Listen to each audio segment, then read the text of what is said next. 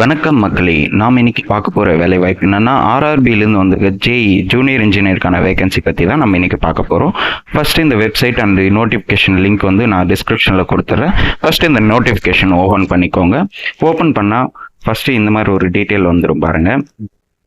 Online opening date பார்த்தீங்கன்னா 30/7/2024, அதாவது இன்னிலேருந்து ஓப்பன் ஆகுதுன்னு சொல்லியிருக்காங்க. இது வந்து ஆன்லைன் டேட் என்னைக்கு க்ளோஸ் ஆகுதுன்னா 29/8/2024 க்ளோஸ் ஆகும்னு சொல்லியிருக்காங்க. நீங்கள் எதனா அப்ளிகேஷனில் எதனா கரெக்ஷன் இருந்தாங்கன்னா 30/8/2024 8/9/2024 நீங்கள் உங்களோட அப்ளிகேஷனை வந்து நீங்கள் கரெக்ஷன் பண்ணிக்கலாம். அடுத்து வேகன்சி டீட்டெயிலும் ப்ளஸ் போஸ்டிங் டீட்டெயில் பற்றி பார்க்கலாம். ஃபர்ஸ்ட் அவங்க கேட்குற போஸ்டிங் பார்த்தீங்கன்னா chemical supervisor and research and meteorological supervisor research. இதுக்கு வந்து பார்த்தீங்கன்னா உங்களுக்கு 17 வேகன்சி கேட்டிருக்காங்க. இதுக்கு வந்து சேலரி வந்து 44,900 கொடுக்குறேன்னு சொல்லியிருக்காங்க 11/7 பேசிஸில். உங்களுக்கு ஏஜ் லிமிட் பார்த்தீங்கன்னா 18 வயசுலேருந்து 36 வயசு வரைக்கும் இருக்கலாம்னு சொல்லியிருக்காங்க. அடுத்து junior engineer depart material superintendent and chemical and meteorological assistant. இது வந்து லெவல் 6 கிரேடில் 35,400 ரூபாய் சம்பளத்தில் உங்களுக்கு 7,934 வேகன்சி கொடுத்துருக்காங்க.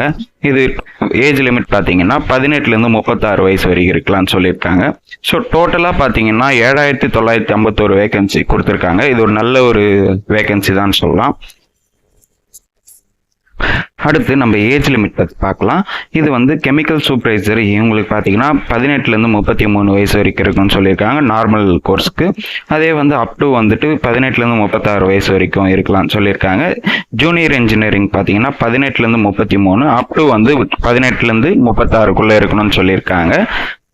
இது டேட் ஆஃப் பர்த் வந்து உங்களுக்கு இது கிளியராக போட்டிருக்காங்க பாருங்க.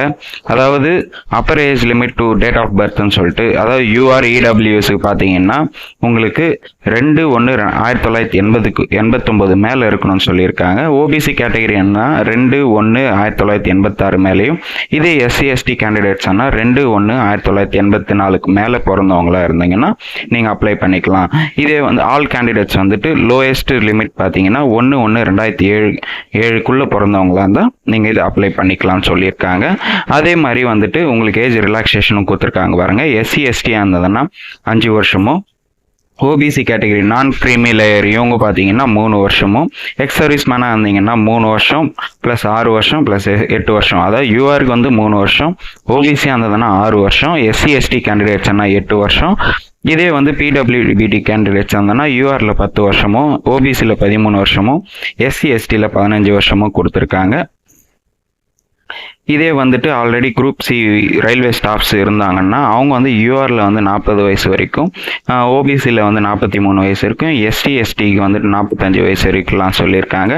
இதே ஃபீமேல் கேண்டிடேட்ஸ் வந்து விடோ கேண்டிடேட்ஸ், டிவோர்ஸ்டு இவங்கெல்லாம் பார்த்தீங்கன்னா யூஆரில் வந்து 35 வயசு வரைக்கும், ஓபிசியில் வந்துட்டு 38 வயசு வரைக்கும், SC/STயில் 40 வயசு வரைக்கும் இருக்கலாம்னு சொல்லியிருக்காங்க. அடுத்து நம்ம எஜுகேஷன் குவாலிஃபிகேஷன் பார்த்துடலாம். Candidates would request education technical and qualification, அதாவது நீங்கள் டிப்ளமா ஆர் பிஇ பண்ணியிருந்தால் இந்த ஜாபுக்கு நீங்கள் தாராளமாக அப்ளை பண்ணிக்கலாம். ஏன்னா டெக்னிக்கல் லைன்ன்றதுனால நீங்கள் பிஇ டிப்ளமா பண்ணியிருந்தாலே போதுமானது தான். இதே வந்துட்டு டிகிரி பண்ணலாமா ப்ரோன்னு கேட்டிங்கன்னா கண்டிப்பாக டிகிரிக்கு எலிஜிபிள் ஆகாது. நீங்கள் பண்ணாலும் அது யூஸ் ஆகாது. ஏன்னா டெக்னிக்கல் குவாலிஃபிகேஷன் தான் கேட்டிருக்காங்க. பிஇ டிப்ளமோ இவங்க முடித்தவங்க பண்ணியிருக்கலாம் சொல்லியிருக்காங்க. அதே மாதிரி வந்துட்டு உங்களுக்கு இந்த அப்ளிகேஷன் ஃபீஸ் சொல்லியிருக்காங்க பாருங்கள். எல்லா ஃபார் ஆல் கேண்டிடேட்ஸ்க்கு வந்துட்டு 500 ரூபாய் பே பண்ணுற மாதிரி சொல்லியிருக்காங்க. 400 ரூபாய் வந்துட்டு உங்களுக்கு ரீஃபண்ட் பண்ணிடுறேன் அப்படின்னு சொல்லியிருக்காங்க. இது வேறு SC/ST ஃபீமேல் கேண்டிடேட்ஸ் இவங்கெல்லாம் பார்த்தீங்கன்னா உங்களுக்கு 250 ரூபா பே பண்ணுற மாதிரி சொல்லியிருக்காங்க. அந்த 250 உங்களுக்கு பேங்க்கில் வந்து ரிட்டர்ன் பண்ணுவேன்னு சொல்லியிருக்காங்க, ரீஃபண்ட் பண்ணிடுறேன்னு சொல்லியிருக்காங்க. அடுத்து வந்து இது வந்து ஆன்லைனில் மட்டும்தான் இதை அப்ளை பண்ணணும்னு சொல்லியிருக்காங்க. அடுத்து இது எப்படி செலக்ட் பண்ணணும்னு சொல்லிட்டு போட்டிருக்காங்க பாருங்க. First stage computer based exam CBT 1 வந்து, செகண்ட் ஸ்டேஜ் வந்து கம்ப்யூட்டர் பேஸ்ட் எக்ஸாம் டெஸ்ட் ஒன்று நடத்துவாங்க. அது இந்த 2 டெஸ்ட்டில் பாஸ் ஆனீங்கன்னா அடுத்து வந்து டாக்குமெண்ட் வெரிஃபிகேஷன் டிவி பண்ணுவாங்க. அதுக்கப்புறம் டாக்குமெண்ட் வெரிஃபிகேஷனில் நீங்கள் பாஸ் ஆகிட்டீங்கன்னா மெடிக்கல் டெஸ்ட் பண்ணிவிட்டு அதுக்கப்புறம் உங்களுக்கு வந்து போஸ்டிங் கொடுத்துருவாங்க. So first stage of examination பார்த்தீங்கன்னா 90 நிமிஷமும் நம்பர் ஆஃப் கொஷின் 100 கொஷின் கேட்பாங்க. இதே வந்து PWT கேண்டிடேட்ஸாக இருந்தீங்கன்னா 120 நிமிஷம் வந்து கொடுப்பாங்க உங்களுக்கு. என்னென்ன கொஷின்ஸ் கேட்பாங்கன்னு சொல்லிட்டு இங்கே டீட்டெயிலாக போட்டிருக்காங்க. இதை நீங்கள் படித்து பார்த்துட்டு அதுக்கப்புறம் அப்ளை பண்ணிக்கோங்க. மேத்தமெட்டிக்ஸில் வந்துட்டு 30 கொஷின் கேட்டிருக்காங்க. ஜென்ரல் அண்ட் இன்டெலிஜென்ட் ரீசனிங்கில் வந்து 25 கொஷினும், ஜென்ரல் அவேர்னஸில் 15 கொஷினும், ஜென்ரல் சயின்ஸில் 30 கொஷினும். ஸோ டோட்டலாக 100 கொஷின் கேட்குறாங்க 90 நிமிஷத்துக்குள்ளே நீங்கள் இதை வந்து எக்ஸாம் முடிச்சிருக்கணும்னு சொல்லியிருக்காங்க. அடுத்து செகண்ட் ஸ்டேஜ் வந்துட்டு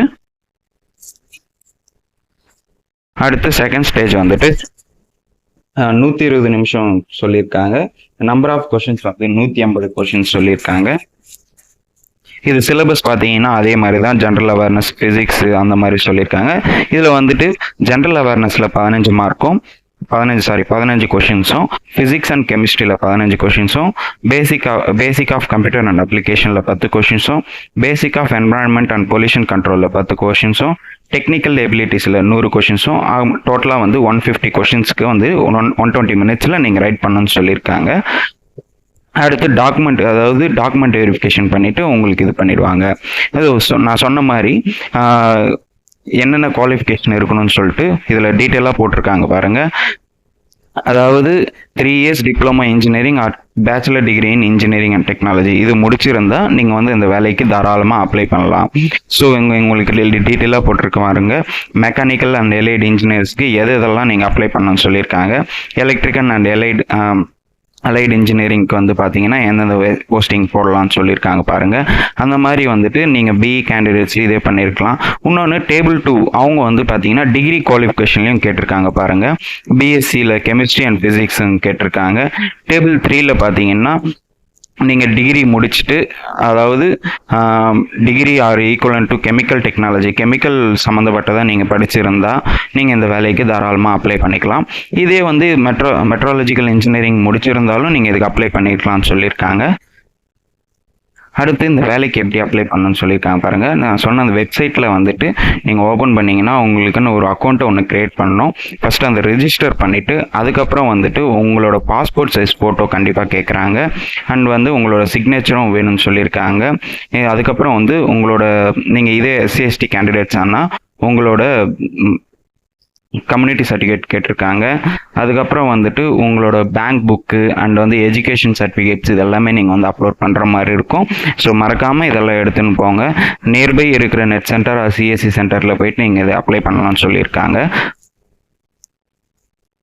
அடுத்து உங்களுக்கு வந்து ஜாப் லொக்கேஷன்ஸ் வந்து, அதாவது எந்தெந்த RRB வெப்சைட்டு நீங்கள் இதே நீங்கள் சென்னையாக இருந்தீங்கன்னா www.rrbchennai.gov.in இந்த வெப்சைட்டில் போயிட்டு நீங்கள் இதை போய் அப்ளை பண்ணிக்கலாம்னு சொல்லியிருக்காங்க.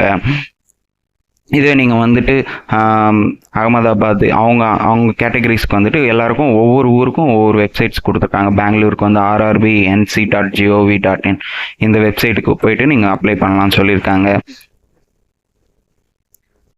ஓகே மக்களே, இப்போ வந்து டாக்குமெண்ட் வெரிஃபிகேஷன் எப்படி நடக்கும்னு உங்களுக்கு கிளியராக இங்கே வந்து போட்டிருக்காங்க பாருங்கள். உங்களோட டாக்குமெண்ட் வெரிஃபிகேஷன் வந்துட்டு உங்களோட 10th 12th மார்க் ஷீட்ஸும், அதுக்கப்புறம் டிப்ளமோ முடித்த மார்க் ஷீட் செமஸ்டர் வைஸாக வேணும்னு சொல்லியிருக்காங்க. இல்லைனாலும் ஓவரால் மார்க் ஷீட்டாக இருந்தாலும் ஓகே தான். அதுக்கப்புறம் வந்து கம்யூனிட்டி சர்டிஃபிகேட், இதே ஓபிசி கேண்டிடேட்ஸ் இருந்ததுன்னா ஓபிசி சர்டிஃபிகேட் வேணும்னு சொல்லியிருக்காங்க. அதுக்கப்புறம் வந்து இன்கம் சர்டிஃபிகேட்டும் கண்டிப்பாக கேட்டிருக்காங்க. அதுக்கப்புறம் வந்துட்டு நீங்கள் உங்களோட டிசிஸும் கேட்டிருக்காங்க. அதுக்கப்புறம் NOCs வந்து, அதாவது எம்ப்ளாயிஸாக இருந்தீங்கன்னா RRB ஆல்ரெடி எம்ப்ளாயாக இருந்தீங்கன்னா அவங்க வந்து செல்ஃப் டிக்ளரேஷனும், அதுக்கப்புறம் வந்துட்டு NOCயும் கேட்டிருக்காங்க. ஆல்ரெடி நீங்கள் ஒர்க் பண்ண கம்பெனிஸில் ஒர்க் பண்ண பிளேசஸில் வந்து உங்களோட NOC கேட்டிருக்காங்க. ஸோ இதெல்லாம் வந்து டாக்குமெண்ட் வெரிஃபிகேஷனில் கண்டிப்பாக நீங்கள் கொடுக்கணும்னு சொல்லியிருக்காங்க. ஓகே மக்களே, நான் இப்போ சொன்னது வந்து உங்களுக்கு புரியும்னு நினைக்கிறேன். சப்போஸ் எதனா டவுட் இருந்ததுன்னா கமெண்ட் செக்ஷனில் கமெண்ட் பண்ணுங்கள், நான் உங்களுக்கு அதை எக்ஸ்பிளைன் பண்ணுறேன். மறக்காமல் இந்த வீடியோவை லைக் பண்ணுங்கள், நிறைய பேருக்கு ஷேர் பண்ணுங்கள். மறக்காமல் நம்ம சேனலை சப்ஸ்கிரைப் பண்ணிக்கோங்க. மறக்காமல் பெல் ஐக்கானை கிளிக் பண்ணிக்கோங்க. தேங்க்யூ.